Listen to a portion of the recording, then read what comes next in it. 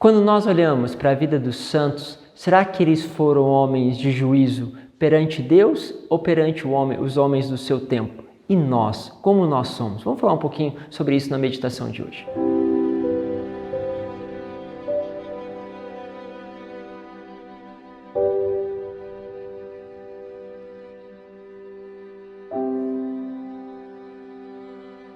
Em nome do Pai, do Filho e do Espírito Santo. Amém. Obrigado mais uma vez pela tua presença, vocês que têm recebido aí o link no WhatsApp, no Telegram e que têm compartilhado, nosso muito obrigado. Cada vez mais os grupos têm crescido. Se você ainda não faz parte, deseja receber direto nos aplicativos, os vídeos destas homilias, coloque aí, olha nas descrições, clique no link da descrição, esses links vão te enviar diretamente a esses grupos de WhatsApp. Então fica esta sugestão aí para você que está chegando também a primeira vez e possa entrar no WhatsApp e também não perca a oportunidade de se inscrever no canal. Bom, quero pegar com vocês a palavra que está em Mateus, capítulo 7, versículo 21 e depois o versículo 24 e ao 27. Diz assim: Naquele tempo, disse Jesus aos seus discípulos: Nem todo aquele que diz Senhor, Senhor,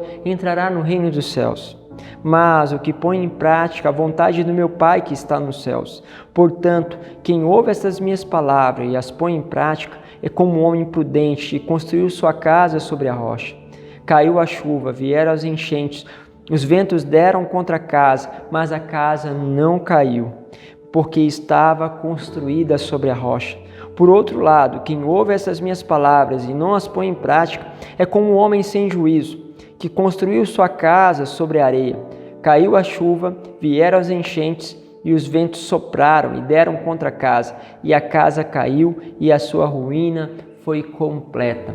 Olha só que loucura, né? O Senhor vai colocando essa coisa de nós termos a nossa vida alicerçada sobre a rocha. E Ele é a rocha, Ele é o nosso sustento. Ter a vida alicerçada nele. Porque ter a vida alicerçada nele e nos seus valores significa viver uma vida com juízo. Mas é lógico que esse juízo não tem nada a ver com, muitas vezes, o juízo dos homens. Por isso, quando você começar a viver a palavra, os homens vão pensar que você perdeu o juízo. Porque esta lógica é muitas vezes incompreensível aos homens. Quantas vezes nós temos esses dilemas entre viver aquilo que os homens pregam e aquilo que são os valores de Deus.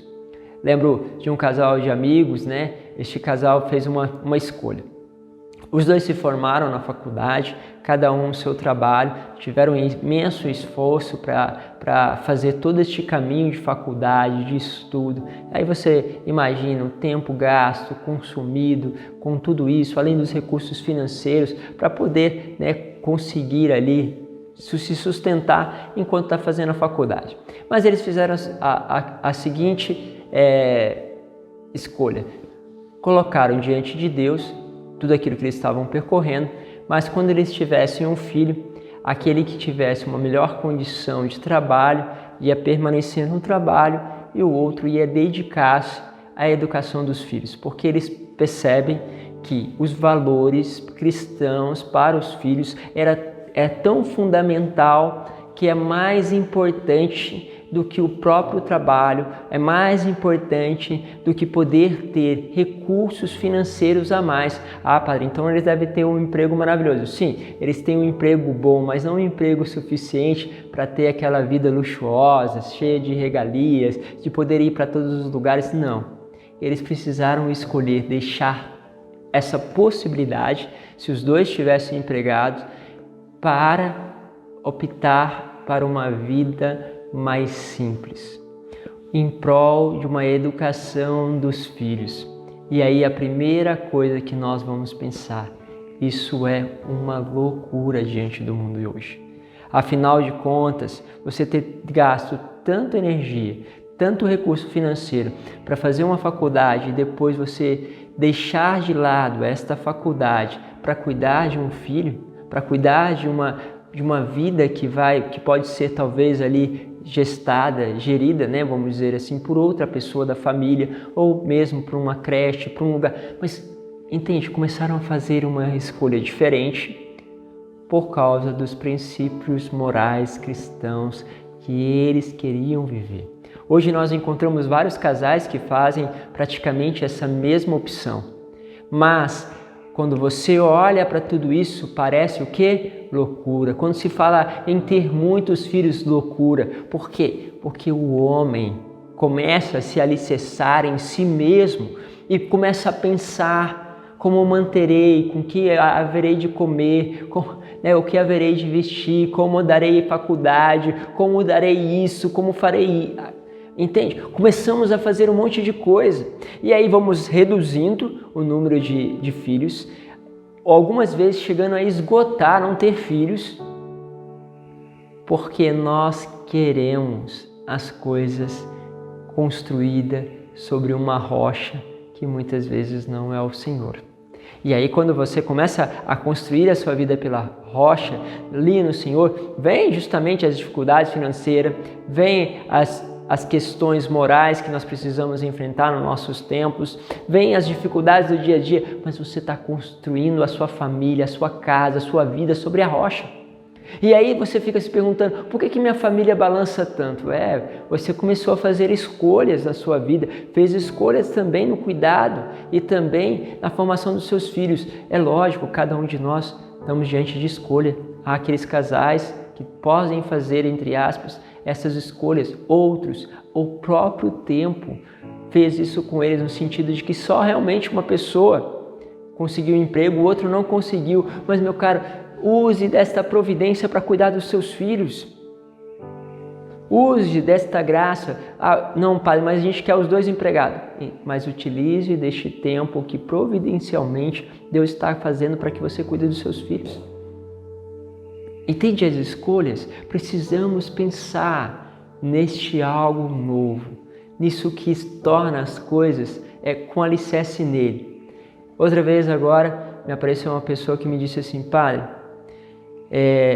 fui lá conversar com o meu superior, com o meu responsável, né, coordenador do meu trabalho, e falaram que iam fechar então um dos setores do trabalho e as pessoas que eu era responsável seriam demitidas e eu transferida para outro lugar. Mas havia a opção de escolher para ir a um outro lugar, um outro setor que tinha um recurso maior, eu podia ter um salário maior. Porém, eu percebi que eu não poderia estar o mesmo tempo na igreja, ou seja, nos trabalhos que eu me comprometi, naquilo que eu me sinto chamado, naquilo que para mim é uma vocação por causa do trabalho, porque ele consumiria este horário para mim.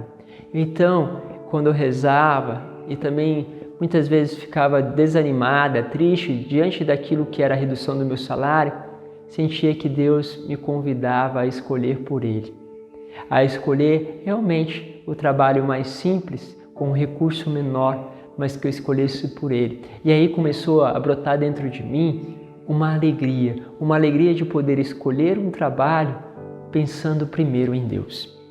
Olha só que loucura, mas é loucura para o mundo, é sem juízo fazer uma coisa dessa. É melhor você ter a firmeza naquilo que são os recursos. E aí você pode espalhar esta coisa para vários setores, várias realidades. Sempre os santos, no seu tempo, eram de certa forma loucos para os homens, loucos nas suas escolhas. E o que você percebe é o seguinte: a escolha por Deus, ela tem, deve e é resultado da escolha por Deus os frutos maiores, ou os frutos mais abundantes. Isso significa que todos aqueles que realmente fizerem essas escolhas por Deus, eles vão colher uma plenitude, um desejo, essa sensação de poder cumprir uma missão de uma forma mais ampla, uma dimensão de felicidade, frutos na vida dela e na vida dos filhos muito maiores. Entende? Você percebe aí. Lógico, em todas as coisas, buscai o equilíbrio e a ousadia de Deus. Para você chegar a este equilíbrio e essa ousadia de Deus, se você é casada, comunhão com seu esposo. Se você é religioso, comunhão com seus superiores. Se você nem casado, nem está dentro de uma obra religiosa, procure alguém para qual você pode fazer comunhão e, de preferência, uma pessoa que tenha por primeiro os princípios de Deus, e você vai perceber se aquilo que Deus está colocando no teu coração é realmente a sua obra ou é um engano. Perceba, porque Deus quer alicerçar a sua vida nele. E isso se deve também a um aprofundamento com a vida de Deus. Bom, você hoje é comum, normal perante o mundo, ou você de certa forma já está se tornando louco perante o mundo? Porque essa loucura perante o mundo pode ser uma questão de estarmos com juízo perante Deus. Deus os abençoe. Pensamos um pouquinho sobre tudo isso. Em nome do Pai, do Filho e do Espírito Santo. Amém. Um grande abraço e nos encontramos nesta próxima meditação.